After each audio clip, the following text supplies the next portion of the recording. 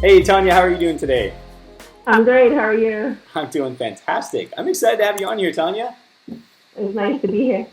I gotta say, Tanya, so I always tell people, like when I'm looking for people to be on this show, one of the things that always catches my attention is people who are in the community, in the Facebook, the MagMod community, sharing, helping other people. It says a lot for those types of people, and you are one of those. You have caught, yeah, you caught my attention, my eye. You like are constantly in there helping people, and you're posting these incredible photographs. So thank you so much.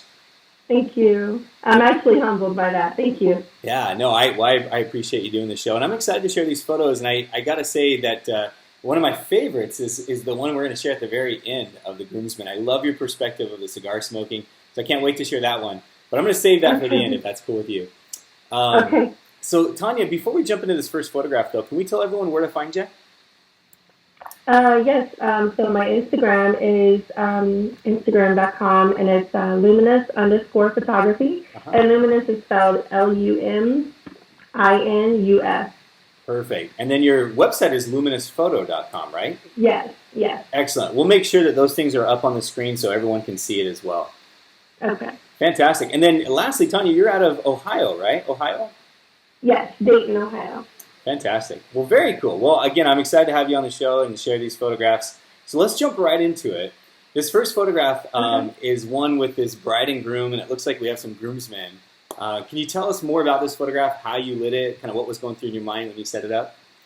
Yeah, sure. So I'm being inspired by a lot of other people. Yeah. I've always seen these shots, and I always see the groom with the groomsmen, but I never see the bride. So I wanted to incorporate the bride in a shot like this. Yeah. So yeah, I kind of saw, just this vision of the groomsmen being these bodyguards or something, Uh-huh. and the two silhouettes, almost mannequin-like, you know. So it was right before sunset. So it was kind of like golden hour-ish. Yeah. Well, that's what's interesting is I feel like in this photograph, like a lot of times when it's sunset, you don't see that cloud structure with the light bouncing off the clouds and stuff. And so that's what caught my attention. And in order to really capture a photograph like this, you have to have your flash at a pretty high power. Do you remember roughly what your flash power was? I think it was at half power. Half power. So yeah, And it was an 8200. So you know that power from an 8200 is punchy. And my assistant, which is my partner also, and my boyfriend, was right behind the second groomsman. So if you look where the first groomsman is, on to the left of the bride. Yeah. So right where the second groomsman is, with the cigar aiming that way, Yeah. he was standing right behind him with the 8200 with a grid. Oh, with a Right MagGrid. there. That's awesome. So did you have to Yeah. Photoshop him out, or was he just hidden behind him? Yeah, so we had to crop him out. Okay. That's Yeah. awesome, though. So he was holding the 8200 with the MagGrid, and then you basically just kind of darkened everything down, made the darker exposure. I love that. I love how you. And we also, Oh, sorry. Go I'm ahead. sorry, go ahead. No, No, go no. ahead. Well, I was just going to say we also use a polarizer for this one also. Love it. To really get those colors to pop and things. I think Yeah. what's cool about this is you're able to use that MagGrid to focus that light on the couple and not have it spill over in the groomsmen, which is fantastic. Yeah. You're right. I've seen this photo kind of done before, and I haven't seen it like this, and I love it. I think it's so fantastic, and I think what's also important to point out in this photograph that really makes it pop is there's these kind of movement or action or storytelling that the groomsmen, that's going on with the groomsmen, whether it be a cigar, a drink, or whatever. It's not that they're just standing there with their hands in their pockets. So really cool. I love it, Tanya. Thank you. So Tanya, let's actually jump over to this other shot. It's one that stood out, and it's a shot with kind of red and blue. And I want to share this with everybody because I think it's important to show how, like we have MagGels and stuff to create color, but sometimes when you're looking for a particular way of creating something, sometimes you got to think outside the box a little bit. And I love how you were telling me the story of this shot, how you kind of use some other skills outside of photography to even help you out. So maybe you can tell us about this photograph, how you lit it, what you used, and then what the special sauce was. Yeah. So this shot in particular is actually was inspired by one of my favorite photographers, Pi Jerza. Oh, Pi's the best. Yeah. So you're actually one of them too. Oh, thank you so much. Yeah, I'm inspired by a lot of you. But so this shot right here is was taken outside of the Cleveland Arcade. This couple actually got engaged at the Cleveland Arcade. What inspired me about this was kind of the setting. Yeah. So when I looked at the setting, and I always kind of analyze my setting before I go. So I'm online, I'm doing my research, and I'm looking at the scene, and I'm kind of, even before the shoot, I was kind of walking around about an hour before the couple arrived, and I got online, and I, was, and in my head, I remember the photo that Pi Jerza took, and so I kind of went to it, and I showed the couple once they arrived, and I'm like, look at this. I was like, isn't this cool? I was like, what if we did something like this and put our own spin on it? And she was like, oh, that is so cool. I would love to. So I kind of just, posed them, and then we took the MagBot. It was a two exposure composite. So we took the MagBox and we flashed her first, and then we did another exposure where we flashed him, and then we also added the flares in post. So those are overlays. I love it. I love it. So there's even more to this photo than I thought. And so you lit her up on one side, and then went on the other side and lit him up. Now, when you do something like that, do you use a tripod, or do you normally just try to stay as still as possible? Yeah. So we use a tripod for this. Okay. I love it. And then you're saying the red and blue. It's funny because when I first saw that, I was like, how in the world did she get that cool laser-looking gel color? So that was more of kind of an overlay you put on it, which really goes well with the gaming arcade, type of theme, I guess you could say. Can we jump on to another photograph? This is actually something that I don't think we share enough of here in these How I Shot It's, and that's a maternity photo. Do you mind if we talk about this shot with her in the purple dress? Sure. Awesome. Tell us about it. So I took her to the art museum. This was actually the art museum in Cleveland. And the stairs and the pillars and everything, it was just like beautiful. We spent so much time with them, and her husband was actually at the bottom of the stairs doing this to the dress. Oh, okay. So it's just flowing so beautifully. Like, he did it so well. And I was just like, oh my God, you're like the best dress flower ever. I'm just going to use you from now on. That's excellent. So what was the light that you used on this photograph? How did you light her up? So we actually used the MagBox. Okay. There was a little bit of spill, but we did a composite. Nice. So we actually took out the pillars from this side and flipped it because there was a little bit of spill that got onto one of the pillars. So we used another pillar. Gotcha. So, now to kind of correct it. Yeah. Now, when you say spill, do you mean like was it shadows? Just where we held it. Yeah. Well, no, it was a little bit light spill, just from where we actually held it. Oh, gotcha. Okay. Yeah. Okay, I see what you're saying. Just on one of the pillars, because it was kind of awkward to stand on the edge there. Yeah. So where my boyfriend actually had to hold it, it was just, you know what I mean? It was like there was a little bit, so we just spill on it. Yeah. I get you. That's cool. No, I appreciate kind of being authentic and telling people like, oh yeah, then I had to change this and move that. I think that's fantastic. Yeah. So two questions real quick, and these are probably self-serving questions because I'm really actually quite interested. What do people call a dress like this? Honestly, I don't know. I just call it a long flowy dress. I think they're actually called Santorini dresses. Okay. I think Santorini. Got it. So is this something that she brought to the shoot? Actually, I own the dress. Okay. That's what I was thinking, because I know a lot of photographers will use these, and I've seen them and they're beautiful. And I thought I heard they were made out of like parachute material or something like that.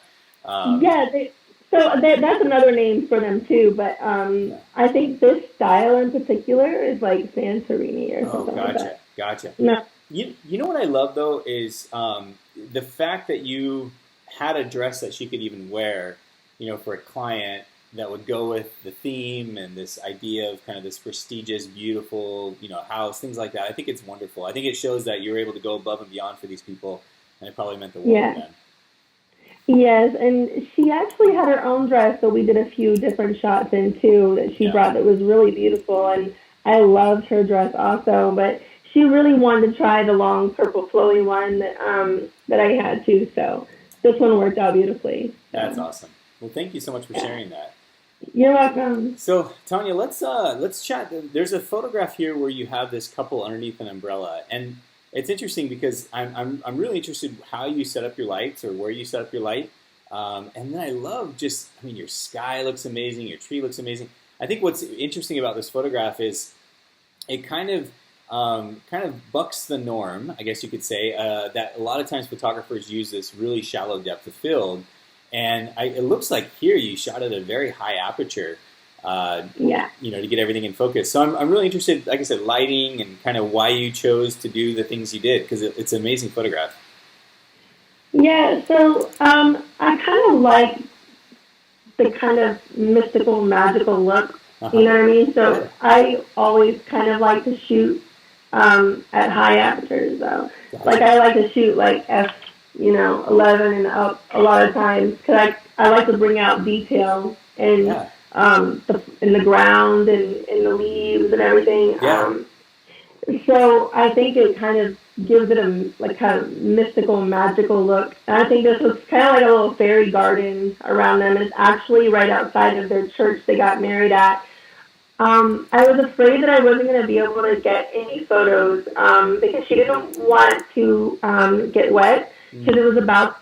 it had just rained during the ceremony. So the ceremony had just ended, and I was like, all right, yay, it stopped raining. So I thought it was like the perfect place, and it just looked really, I don't know. There's like Yeah.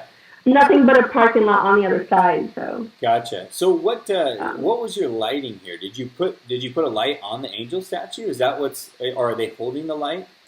yeah, so the groom is actually holding he's holding actually the 8200 is Okay. in his hand, I believe. Okay. And it's actually, no, I'm sorry, the 8200 is attached to the stand behind them. So I have a Okay. 8200 on a stand with a MagSphere, and that's behind them. And I'm not really sure I think I have the flash power at like 1/4. Gotcha. And then so about 1/16 going up into the umbrella. Gotcha. So and that's attached to his hand going up Love it. into So the umbrella. so then, if I understand correctly, there's actually two flashes here, Yeah, both with MagSpheres. One further back that's kind of creating that rim light that kind of yeah, highlights all of them, and then the other one where they're holding it and that's bouncing up in the flash. Is that correct? Or excuse yeah, me, into the umbrella.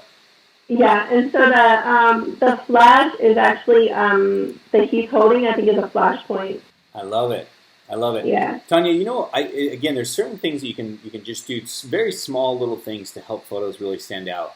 And I think on this one, it's that second flash that you added behind them to yeah, really kind of make their body stand out from the garden there. Otherwise, I feel like especially his legs and stuff might have kind of blended in with the others, the plants and everything else. So really smart thinking adding that second flash. And again, every time I do these, I learn, and that's what I love about these shows is I learn from other people like you. And so that's something I'm going to think about. I've done those shots where I've had people hold it and shooting into umbrella, but I never considered like, oh, I should add a second one and just see the difference that it makes. And I think that's what I got up from this. yeah. And I think if I was kind of like in a environment where there wasn't much happening behind them, it would have been okay. Hmm. But being that there was so much to start, like the plants and Yeah, everything, I think that it really does it justice. Like with the ground, it kind yeah, of brought the floor out, and I like the bricks. Yeah. So I wanted to bring the bricks out and really give a nice separation with them, like you said, Yeah. and bring them out behind it. So That's awesome. Well, great job. I love it. thank you so much. So, Tanya, let's jump into this last photograph. This is the one that I was saying in the very beginning that I really enjoy. It almost, honestly, to me, this photograph looks like a movie theater poster, of like a Goodfellas or something. I don't know, and I guess what I love about it again is I've done lots of cigar shots, but I don't have anyone like this. And this is one of those shots that I think anyone would love to have on their portfolio, because I think it's just a fun shot where the groom and the groomsmen, and they look at this and they go, I want that for my wedding. These are the ones that get the groom excited about booking you. The bride's already loving your work. This gets the groom excited about it. So tell us about this shot. What were you thinking? How'd you set it up? How'd you light it? That kind of stuff. So I have been trying to get couples to do a shot like this for a while. And every time I get close to doing one, everybody's like, oh, no, we don't have time, So I'm like, so this couple I showed before the wedding, and I showed my inspiration for it. And it was actually, like I said, I always get inspired. Yeah. It was actually a shot done by Jerry Guiones, one of my biggest inspirations. Yeah, he is. He's. I think he's for most of us. Yeah. Yeah, definitely. Yeah, I just told him, I said, give me your poker faces. You know what I mean? That's why I told him, I was like, just give me your poker faces. That's what I need. I need poker face.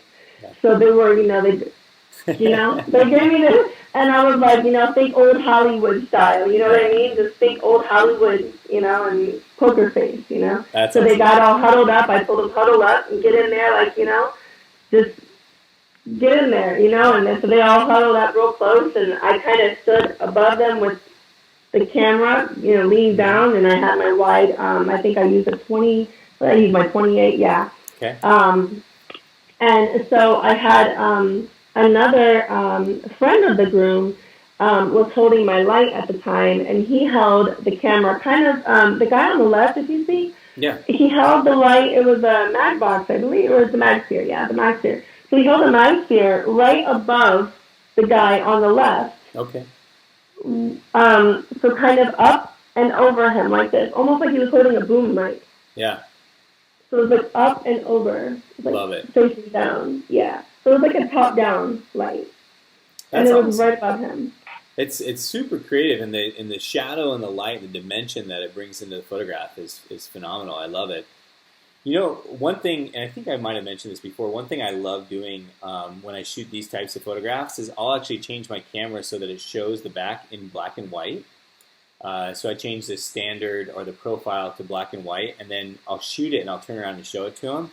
And it's even more impactful because they're like, oh, like they start freaking out because they see it like in black and white, with no color, nothing, no other distractions, and kind of has that old Hollywood, I don't know, feel classic. I need to start doing that. That's a good idea. Tanya, these photos are phenomenal. You're doing, like I said, an amazing job. You're sharing incredible photos and always there in the community. I'm going to put you on the spot for just a second. If you were to give one tip to maybe a photographer starting out, and I bet you get asked this question probably quite a bit from other people in your area, but what would you say is something that maybe they should learn? And again, I know this is a MagMod show, so I don't want you to think biased, like you have to think MagMod something. I just mean in general, like what would you tell somebody that wants to become a photographer, wants to make a career out of it? What would be something you would tell them to learn? So, become obsessed with light. Mm-hmm. One thing that really helped me when I first started out is what I learned was to cut off everything when I go into a room, and then that, like learning to expose for your ambient light and learning to incorporate your lighting products that way, because learning light, like just learning light, period. No, because that's probably the most important thing. Yeah. No, I think you're absolutely right. I mean, photography is literally capturing light, right? And so oftentimes, we can go out there and we can capture whatever light we see, but it's even better if we have those arrows in our quiver that we can say, okay, I don't see good light here, but I'm going to create light. I'm going to shape it. I'm going to control it. I'm going to light it, modify it, whatever. See, that's another thing. Like what I learned from, like I said, Jonas is he would walk into a room and cut everything off. Open this, open that, turn this on, and see what flows. And then when you have your own lights that you bring, for example, if I bring my beauty dish, or if I bring my MagMod, or if I bring my my flashpoint, or if I bring my 8200, I can start adding light and creating it myself. Yeah, enhancing it even more. Yeah. Yeah. So sometimes the light in the room is ugly and you want to create it yourself. Yeah, absolutely. There's a lot of great photographers that do that as well. Susan Stripling, I know she talks about it. She'll walk into a room and just close everything, turn off all the lights, and start creating it from there. So awesome. Well, Tanya, I certainly appreciate this opportunity to talk to you today. Let's tell everyone again where to find you. It's I'm going to let you say it. Luminous Photo, right? So it's luminousPhoto.com, and it's spelled LUMINUS photo.com. And it's Instagram, and it's at luminous_photography. Cool. We'll make sure it pops up on the screen as well. Appreciate you taking the time to share these photos with us. And yeah, I can't wait to someday meet you in person. Thank you. Maybe this time in WTPR. I would love that. That would be awesome. All right. Well, Tanya, it's been a pleasure. Thank you again. You too.